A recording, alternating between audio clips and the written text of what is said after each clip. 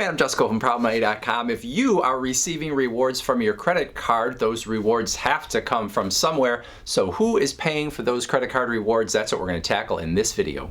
Now, the short answer is that the retailers that accept your credit card are paying a fee on every credit card transaction, and your rewards come out of those fees that the retailers pay. But like most things in life, it's not quite that simple. Earlier this month, The Economist had an article talking about merchant fees and discussing who all the players are in terms of how those merchant fees get divvied up. I don't think their example is necessarily representative of every credit card transaction, but I think it's good enough to give you the gist, so we're going to use that as the base for this video. So using their example, let's say that I am the buyer and I go into Home Depot, for example, and I buy $100 worth of stuff, pay for it with my credit card. In the end, after that credit card has been processed, Home Depot is going to pay $2.25 as a merchant fee, or 2.25%, and then they are going to keep the rest of that money, which is $97.75 in this example. So those are how the numbers end up, but the way it actually occurs is that Home Depot has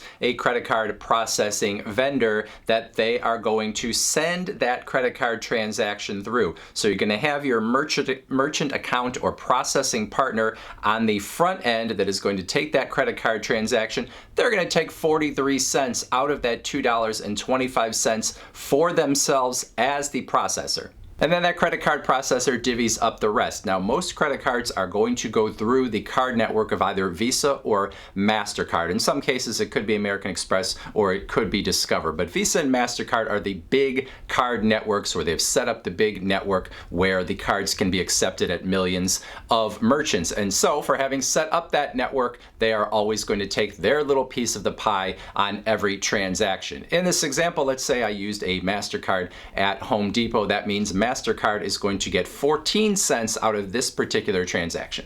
And then the credit card processor is going to send $1.68 of that original $2.25 in transaction fees off to the issuing bank of the credit card. So Chase, Bank of America, Citi, etc. They are going to get the bulk of that transaction fee, but they still have to pay you your credit card rewards. Now, in this example, sort of using an average, The Economist says that the reward that you are getting on this purchase is $1.30, which would be a 1.3% reward. There really aren't any credit cards that are going to give you a 1.3% reward on every transaction, but it might be 1%, it might be 1.5%, it might be 2%, or whatever. So kind of using 1.3% as an average. So anyway, they are going to give $1.30 back to you as the credit card holder who made the purchase. That is your credit card reward, and then the bank itself gets to keep 38 cents in this example. Now, while that technically answers the question of who pays your credit card rewards, it is technically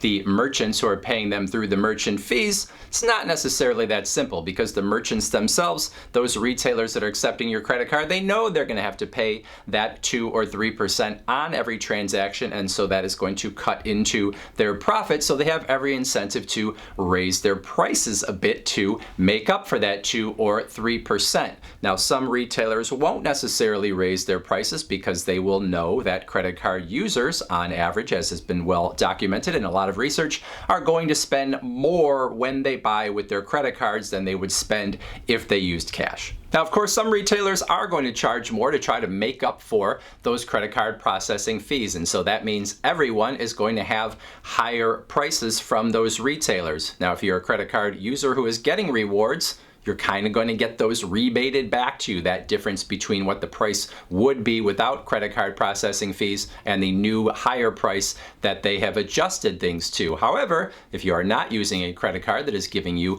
sort of normal rewards, what we might expect, well, then you are going to be getting a higher price and not getting anything or very little on the back end. So if you're a cash buyer, you're not going to be getting any rewards, and you're usually going to be paying the same price as everyone else. If you are a debit card buyer, maybe a little bit in rewards, but not as much as those credit card rewards. You may have a credit card that doesn't have rewards, either because maybe your credit history is not great and so your credit card is not offering you any rewards, or maybe you just have have a credit card that is not all that great because you don't care that much about rewards. But in any case, you're all paying the same price, while the people who are sort of using credit card rewards to their advantage, if you want to look at it that way, are getting most of that difference rebated back to them, while everybody else is getting little to nothing.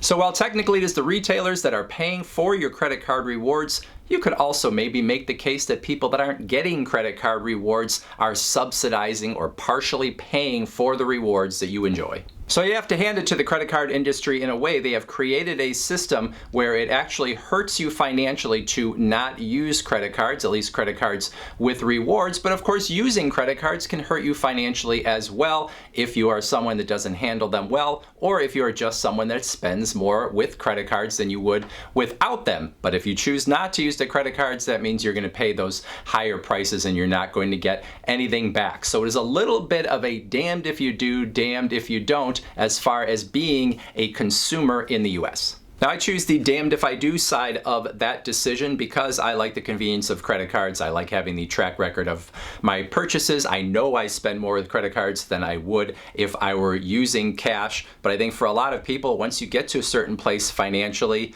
that idea that maybe you're spending more on credit cards than you would if you didn't have them, maybe doesn't bother you all that much. Maybe it's sort of a wash in terms of your overall happiness with life. If you feel like you can afford it, well, it's fun to spend. Let's not pretend. That's why people get into credit card trouble in the first place. However, it is possible that you could be someone that is disciplined enough to use a credit card and not spend more than you would with cash. It's just not likely.